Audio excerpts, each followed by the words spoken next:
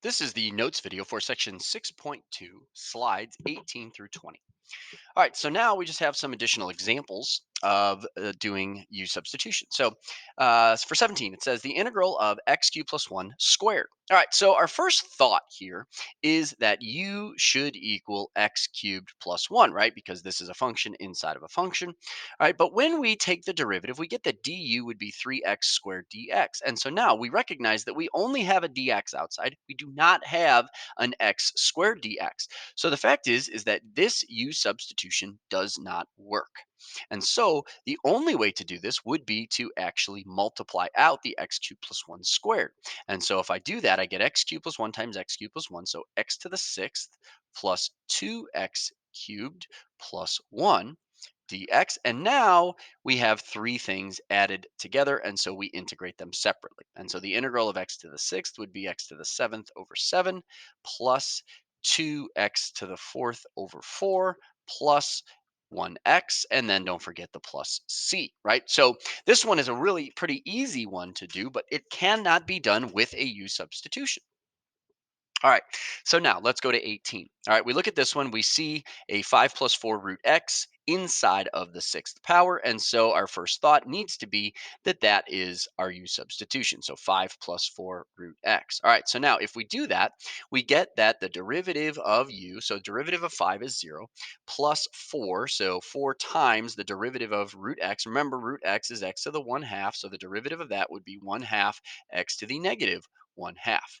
All right, so now when we use this u substitution, that means we would have what? We would have u to the sixth and divided by the square root of x. That's really an x to the negative 1 half, which works out because we have an x to the negative 1 half and then the dx in our original problem. All right, so now I have 4 times a half. That's just a 2.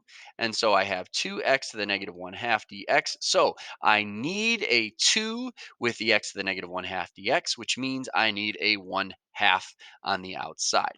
All right, and so now I have 1 half u to the sixth. And then remember this 2x to the negative 1 half, that is du. And so we have du. So 1 half integral of u to the sixth du. So what is the integral of u to the sixth? That would be u to the seventh over 7. And then don't forget the plus c.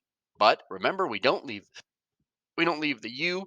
We always finish up with the original whatever the value of u is. So I have one half and then times the 7, so that's 1/14th u, which is 5 plus 4 root x all to the seventh power and then plus c.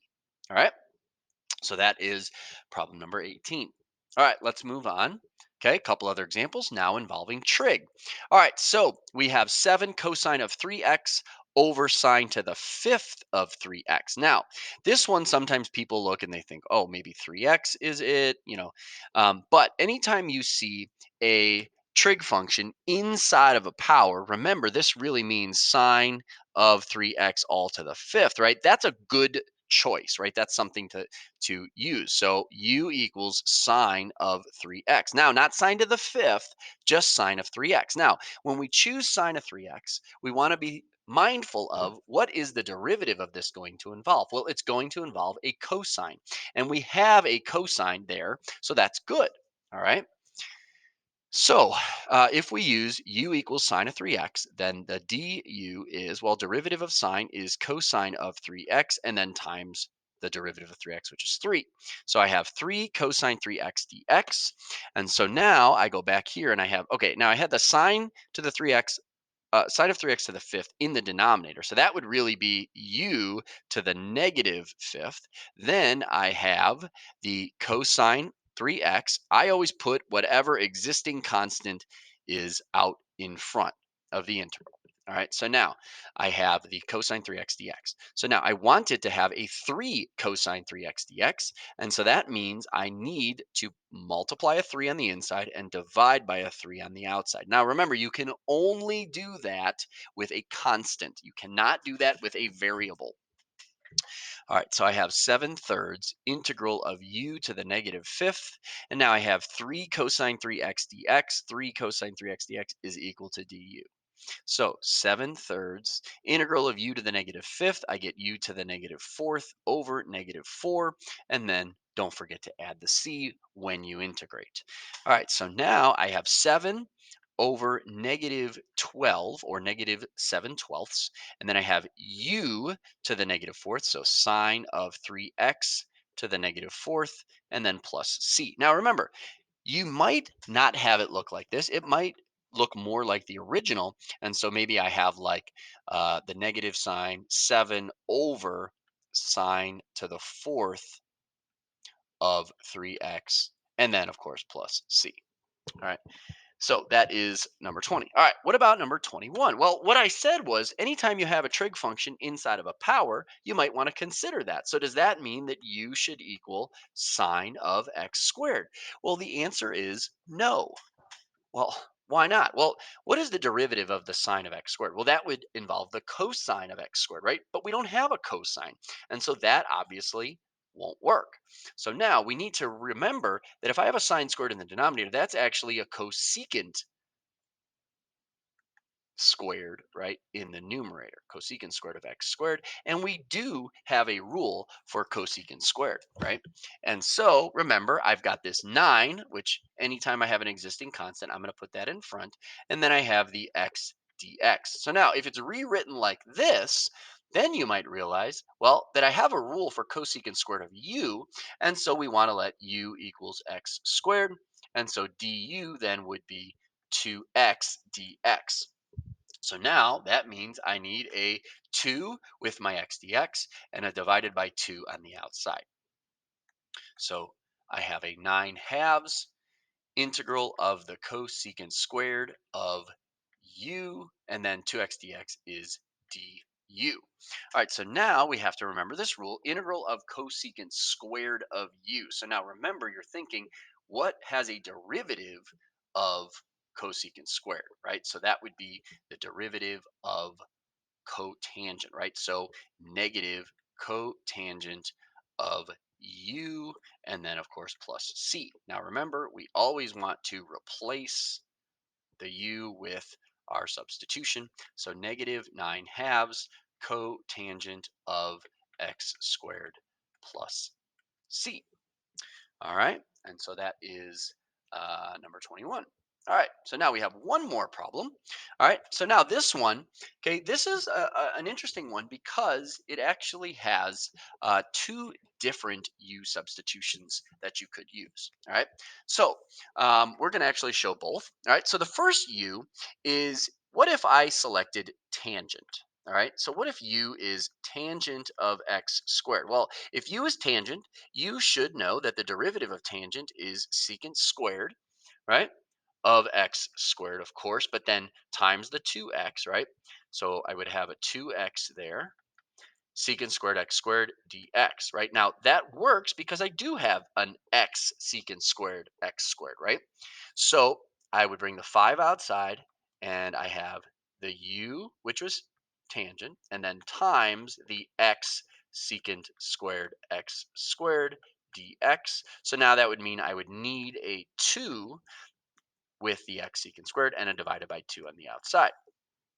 All right, so now I have 5 halves integral of u, and then this whole thing, 2x secant squared x squared dx, that whole thing is just du. So what is the integral of u du? Well, that would be u squared over 2 plus c, or 5/4 u. Remember, u was tangent of x squared plus c, right? So that's a relatively easy u substitution. Now, the other u substitution is less easy. All right, we could choose u to be secant. Now, if we choose u to be secant, people struggle with this, right? Because what is the derivative of secant? Well, derivative of secant is secant x squared tangent x squared, right? And then, of course, 2x and then the dx. Now, if I choose u equals secant, right? A lot of people say, oh, well, that means I have u squared. Well, no, because I'm going to put the 5 in front, and then I'm going to have secant of x squared, and then times another secant of x squared tangent of x squared dx. Now, the reason I write it like this is because if I choose this first one to be our u, then that means I still have a secant x squared tangent x squared dx remaining. And I forgot the x here, right? With the 5. So I have the x. Now, so it's important that we don't write this as u squared because this secant x squared needs to be with the tangent x squared. Now, I could only do that because this was a secant squared. All right. And so now I'm going to put a 2 with the x secant x squared and a divided by 2 on the outside. And so I end up with 5 halves integral of u, and then this whole thing 2x secant x squared tangent x squared dx, that is du. So it actually looks the same, right? So I integrate, I get 5 halves u squared over 2 and then plus c, and so I get 5 fourths u squared, right? But what was u this time? Well, u was secant, right, of x squared. So now, is this the same as when we had 5 fourths of tangent, right? And so the fact is that these things are equivalent. Well, how could I say that they're equivalent? Well, you should recognize that secant squared and tangent squared are related by a Pythagorean identity, right? You should know that tangent squared of u plus 1 is equal to secant squared of u, right? And so if I said, oh, well, if I take the secant squared and I write that as tangent squared, I have 5 fourths of tangent squared x squared plus 1 and then plus c, right? If I distribute the 5 fourths, right, I get what? I get 5 fourths tangent squared of x squared plus 5 fourths plus c. So now 5 fourths plus c is equivalent to c, right? Because c is an arbitrary constant. So if I take 5 fourths and I add it to an arbitrary constant, the value is still arbitrary. So these are in fact equivalent, but this is an example of one that could use two different u substitutions. All right, so that is slide number 20.